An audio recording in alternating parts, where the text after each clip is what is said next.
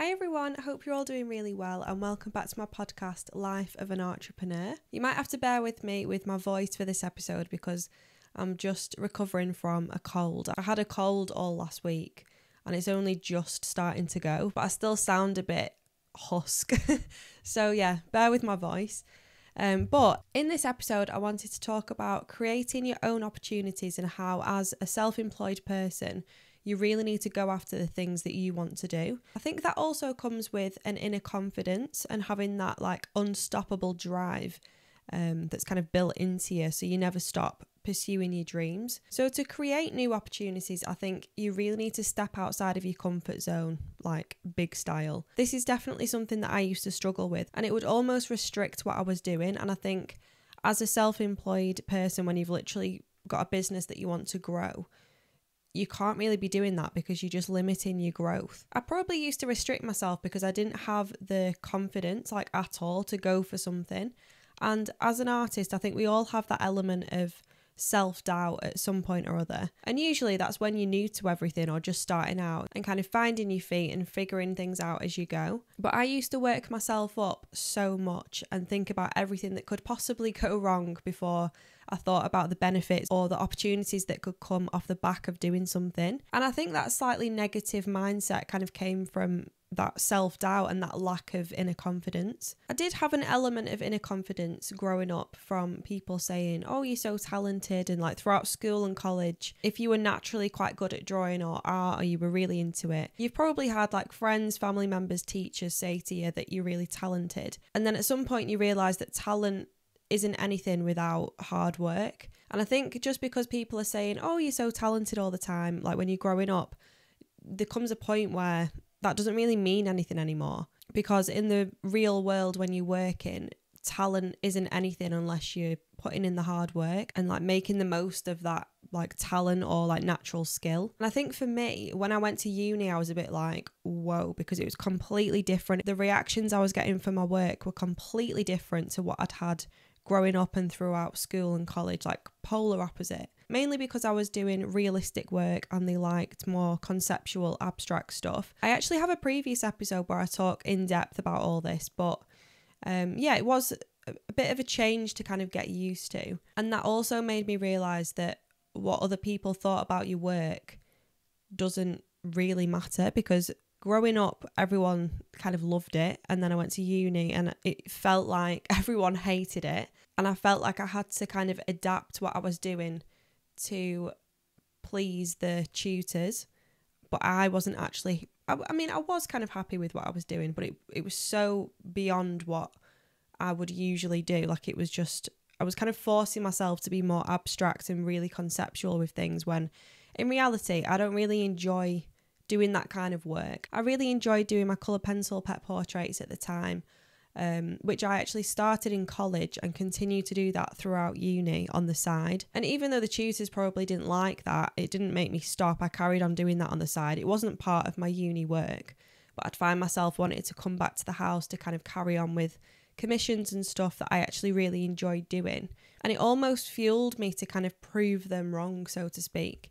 I knew that the typical like fine artist route of creating a collection of work, having an exhibition, hopefully selling a lot, I knew that that probably wasn't the route for me, because it was just all so conceptual and it was so gallery based that I didn't really have much of an interest in it. I was definitely more curious with what other avenues you could go down to make money being an artist. I think the traditional fine art route is very traditional, and the online space and the opportunities nowadays is so broad and there's so much that you can do that I kind of went down that route instead. And people can make such good money as a fine artist going down that traditional route, but I think your work has to be liked by other people for them to buy it or collect it, or for galleries to represent you. And it's just, that's a whole different route to go down. Whereas at uni, they don't teach you any of the other avenues you could go down to make money as an artist. And I think they should, because so many people, I imagine, leave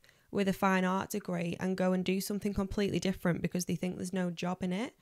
And I definitely don't think that you need a degree to do what I'm doing. At the time, I thought you did, but also it was kind of 3 years to kind of figure out what I actually wanted to do within art. And I think living in a completely different environment, surrounded by different people in a city, helped me to gain a bit of independence, make more of my own decisions, and like just find my way a little bit more in the kind of art space. So when I actually finished uni, it was the start of the COVID lockdown. So I basically went into the full-time self-employment doing my pet portrait business, which was at the time was really small. And I grew that over the next, like, I don't know how long it was, a year, 2 years, and then started figuring out more ways to make more money. And I know I've said this before in previous episodes, but it was kind of a blessing in disguise because the lockdown, people were losing jobs. And I think if I'd have finished uni, had the graduation, come home and then thought, right, well, what am I doing now? I probably would have felt like I had to go and do like graphic design or go into a secure job. But the lockdown gave me the time to grow my business and figure out the different avenues to go down, if that makes sense. And it made me realize all the opportunities that were out there and how much I could kind of branch out. But being self-employed, you kind of quickly realize that you have to go after what you want because no one is going to carve the way for you or, you know, tell you what direction to go down. Like, what opportunities you get is completely all down to you. And like I said before, I think people can say, oh, you're so talented, but talent is nothing without hard work. And people who are harder workers tend to get more opportunities than those who might have more talent but don't do as much with it. And I think at the start of any business, when you're going into a space, there's always going to be people that are doing similar things to you that you can kind of look up to, but you also at that time kind of compare yourself to them. You shouldn't, but it's kind of difficult not to. And you might think, oh, the quality of their work's so much better than mine. It looks so much more realistic. They're using better pencils. But they might have been doing the same exact thing for 5 years and not branched out or done anything else or raised the prices. They might just be stuck there. Whereas you could come in and work so hard that you develop your drawing skills at a rapid rate. Like, this is why people join Patreon, because it's kind of a way to accelerate your growth in terms of your drawing skills and your business and learning all the different ways that you can make money by being an artist and have that one-to-one contact with a full-time artist who's kind of carved the way for themselves already. And I think more and more artists are joining Patreon to kind of teach their way of doing things and talk about their journey. It's a nice platform to kind of reach other beginner artists, hobby artists, people that want to take it full time. But yeah, as a self-employed artist or creative person, you absolutely need to kind of go for what you want and create your own opportunities. So you might ask, how do you grow your inner confidence? And I think everyone's different. It depends on everyone's personality, and people just naturally have more confidence than others. People are a bit more shy. But when it comes to that inner confidence to kind of go for something and grow your business in some area, really have a think about what it is that you've actually like always wanted to do. That might be one thing that you've always wanted to do, or you're not entirely sure, so you might want to try a multitude of things. I think the smaller things that you achieve, the more confidence you build up in yourself to even attempt to try the overall bigger thing that you want to do, whatever that may be. The smaller successes are kind of proof to yourself, like you're proving to yourself that you can achieve something bigger that might seem unreachable at first. So it's kind of like doing one small step at a time and not overthinking the final outcome. For example, I've got my art workshop on Sunday, literally this Sunday. That's come around so quick. And it's definitely something that I wanted to do this year, to kind of prove to myself that I could put on an event by myself and kind of learn what goes into that. And to put this on has been quite a lot of planning and a lot of decision making. And even to get to this point, I was like, you know, inquiring with other venues and kind of figuring out where would be the best place to do it, the price. Like, there's so many different things to consider. But yeah, it's finally around the corner, so I am excited for it. But I think it's a good example to use in terms of what I've been talking about, because I've had over like 3 years experience teaching online, but in person is slightly different. There's a lot more to kind of factor in. And I've done one in-person workshop before, which was like exactly a year ago pretty much. And that was through a gallery, so it was a lot more organised. I had a lot more help. whereas I feel like a lot more things can go wrong with this one. And I think it's very easy to get carried away with like what ifs in your head. I think it's really important to kind of envision how the workshop or whatever it is that you're doing will be in your head. Like really imagine it happening. But then there's also a balance, because you don't want to get caught up on that, because it can be quite overwhelming, thinking everything's got to be perfect. I've got so much to prep for. I need to do this, I need to do that. You know, how am I going to come across? How are the tables going to be laid out? Like you can literally think about everything to the absolute T, which I think you need to do in terms of envisioning it. But instead of thinking about the worst possible case scenario, like what if the projector doesn't work, what if no one turns up, try and kind of focus more on one thing at a time on the lead up to that, because you can very easily go down a path of like, what if this happens, what if that happens, and think really negatively. And you kind of just need to think more logically and break it down into step-by-step tasks that make the overall thing a lot easier to handle. And I think the more organised you are with something, the easier it is when it actually comes to the main thing that you're doing, whether that is a workshop or whatever it is that you want to do that you've had in your mind for ages but you might not have had the confidence to do it. So obviously when I was planning this workshop, I've emailed loads of different venues, decided on the one that I wanted, figured all of that out.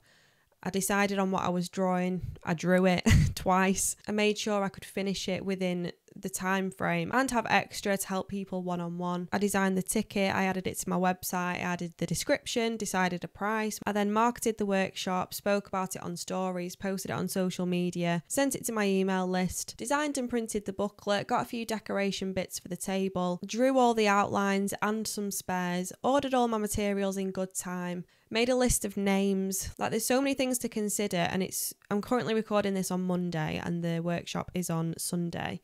But already, well, even last week, I've started making a pile of stuff ready to take, just so I can start to focus on other things, and it's there, it's all right, I've got things organised, I can just relax a little bit. So all those things individually are much smaller, like bearable tasks, and it's one step closer to the main workshop. So if it's a workshop that you want to do, kind of build up your confidence by teaching online first, doing other like smaller little workshops, smaller classes, and then that's the whole point of like proving to yourself that you can do it, so then the next time you do it, it's kind of a little bit easier. It is very easy to talk yourself out of a situation, but sometimes it's best to kind of go in head first, and even if it's a disaster or it fails, you'll learn so much from that as well.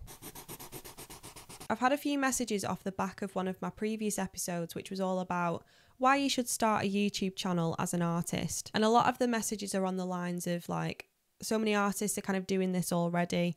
What if I don't stand out? I don't think I've got anything to say. I don't really know what I'm doing. And I don't think anyone knows what they're doing when they're just starting. My first probably 50 videos are just awful. But the more you do, the more you get better, the more confident you come across on camera. And just think, if you're even considering starting a YouTube channel, then part of you must want to. And no matter where you are in your art business, people like following along the journey, probably even more so when you're just kind of starting out. They like following you from the very start. And something that might feel very simple to you might be really good advice to someone else who's in a completely different position and wants to get to where you are. Like everyone's at completely different stages in their art business, and you almost have to like enjoy kind of growing into your dreams or like the main things that you want to achieve, and enjoy the journey. Like that's what people relate to the most in terms of content and stuff like that. But I do think it is completely natural to be like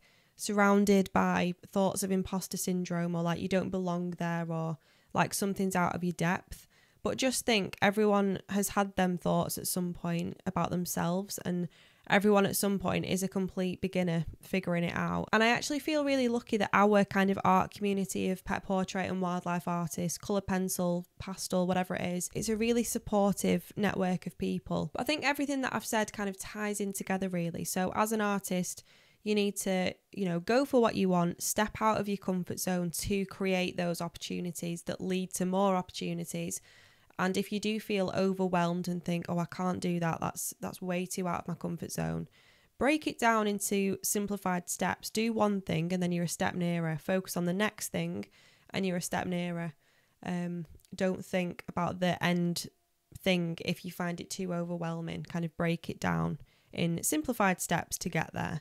to help you achieve that. And with all those steps as well, and the more that you do something, the more you kind of build in that self-confidence, that inner confidence, and you're proving to yourself that you can do the bigger thing. And because you've got all those little wins, it's like the self-belief that you can achieve that bigger success. So yeah, I hope this episode has given you a bit of a confidence boost, or hopefully I've spoken about ways where you can become a little bit more confident. Never restrict yourself, just go for it, is what I say. So yeah, I hope you've enjoyed this episode. If you've been watching on YouTube, then please give it a thumbs up and subscribe to my channel to see more art related content and future episodes. And if you've been listening on Spotify or Apple Podcasts, I'd love it if you could leave a review. I've also been asking for any requests for upcoming episodes, if there's anything that you want me to talk about specifically, or if there's any particular artist that you want me to talk to and request for them to come on the podcast, then do let me know as well, and I'll try and get them on. So yeah, thank you so much for watching or listening, and I'll be back next week on Wednesday with a brand new episode, and I'll probably be telling you all about how my workshop went, which is this Sunday. So yeah, I will keep you posted, and thank you so much for listening.